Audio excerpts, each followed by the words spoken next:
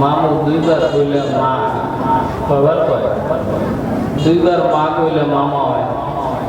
মায়ের চেয়ে বেশি আপন নাকি? মার চেয়ে বেশি মামারা বেশি না ডাবল মাথা? হ্যাঁ, দুইবার মা কইবেন মামু হইব, তাইলে মামা কইছিল দুইবার মা, আর এই মামু কই? আহা, আপনারা যারা আসছেন বাইরে না থেকে ভিতরে আসেন। ইমাম তরিকত রাদিয়াল্লাহু তাআলা আনহু সাহেব যারা আওলাদ সাদাতুল সুন্ননি, যাদের চেহারা দেখলে যেখানে পা দিবেন সেটাই শোনা হয়ে যাবে। আমার মসজিদ কেবলার বিষয়ে দু একটি কথা বলে আমি একটা কাশিদা তো আসি শেষ করে দিয়েছেন। আমার মসজিদ কেবলা বিদেশে থাকে, আপনারা দেশের যারা আছেন আমার সবাই এক একজনের এক এক মন্তব্য। হীরা কিও ওনার বাড়ি পরে দিকে, উনি থাকেন আমেরিকা, মাঝে মাঝে এখন তো আসেন প্রায় ৩-৪ মাস দেশে। যাদের ভুল সিদ্ধান্ত বা ভুল কথা বলেন, হুজুর আমেরিকা থাকেন, আমেরিকা গেলে গিয়ে ওনার বাবার নাম বদলাইতে পারবো হেন খাতালেন তো কি আল্লামা শেখ সৈয়দ মোহাম্মদ রেহানি রেহানি কি লেখছে রাম বাইডেন। উনি পৃথিবীর যেখানেই থাকুক উনি ইমাম তরিকত রাদিয়াল্লাহু তাআলা আনহুর ছেলে। যারা উল্টা উল্টা করে বুঝে না, বুঝার কারণে, অজ্ঞতার কারণে সোনা যত নোংরা জায়গায় থাকুক এটা সোনা, হীরা যত নোংরা জায়গায় থাকে কি বুঝান না, খেলাবত দিয়ে পরিষ্কার করে পাঠাই গেছে। এটা কি 1,15,000 টাকা বলি মুচ্ছার বাজারও নিলে এদিকে থাকবো না কমাই দিব, যেটা কইরে আসলে আর কেন এটাকে কি লইছেন, এটা দাম নেই, কথাটা আমরা কইল। তাই আপনারা কি বলেন? আপনারা যে বলছেন হুজুরের বিষয়টা আপনারা যারা বলতে চান এগুলি ছেড়ে দিয়ে ওয়াইসিয়া শরীফকে কিভাবে এগিয়ে নেওয়া যাবে সেই চিন্তা। আমার খেলা ভর্তি গেছে কয়টা বদির শুনে একটা সাইডটা খেলা ভর্তি লইয়া এই বাসা আছে, আমাদের মোনারা আছে, আমার তো মাটির থাক আসমানো জঙ্গল।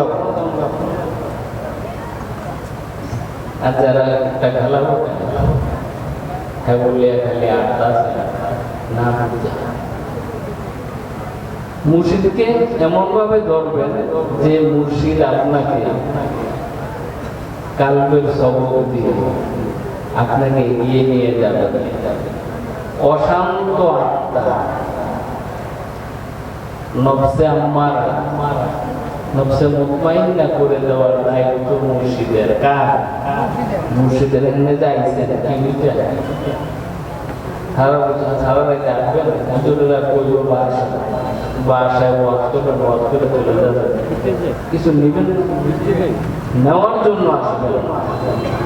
কারণ আল্লাহর ওলিদের যে ক্ষমতা, ইমাম তরিকত রাদিয়াল্লাহু তাআলা আনহুর বিষয়টা এরকম, বসছেন আপনাকে মালিকের সাথে সম্পর্ক তৈরি করে দিয়েছেন। বলেন সুবহানাল্লাহ। সম্পর্কটা কেমন? কাল তো অন্ধকার, এক বসাতে দাওয়াত দিয়ে আপনাকে সোনা বানায় দিচ্ছে, সোনা বানায় তৈরি দিচ্ছেন এটা পর্যন্ত। তেমনই তো আমরা তো মন্তব্য দেখিনি, আমরা দেখছি আপনারা সব দিয়েছেন কোনো কিছু পারেন। আমার মুর্শিদ হাসিম করে মুর্শিদ কেবলা ওনার শ্বশুর বললেও হবে, ওনার মুরিদ খলিফা সব তো জানেন, উনি ছিলেন আমাদের ইন্তেকালের পরে হুজুর কেবলা জান্নাতুল বাকি সিদ্দুল্লাহ আমাকে বলেন, তো বাপে আমাদের তখন ঢাকা শুধু গাইতো এই গজলটা কি বসে বসে শোনাই তা আমি শোনা। আর কিছু চাই না মুর্শিদ যাইতে সঙ্গে নিও, আর কিছু চাই না মুর্শিদ যাইতে সঙ্গে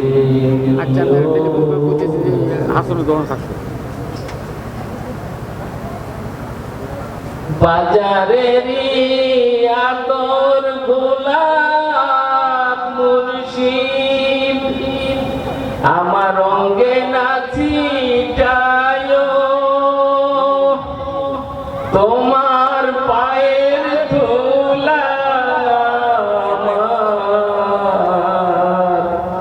অঙ্গেতে ছিটায়া দিও মুর্শিদ যাইতে সঙ্গে নিও। গ্রামেরি মোল্লা দিয়া মুর্শিদ আমার জানা জানা পরায়, তুমি নিজে ইমাম হইয়া,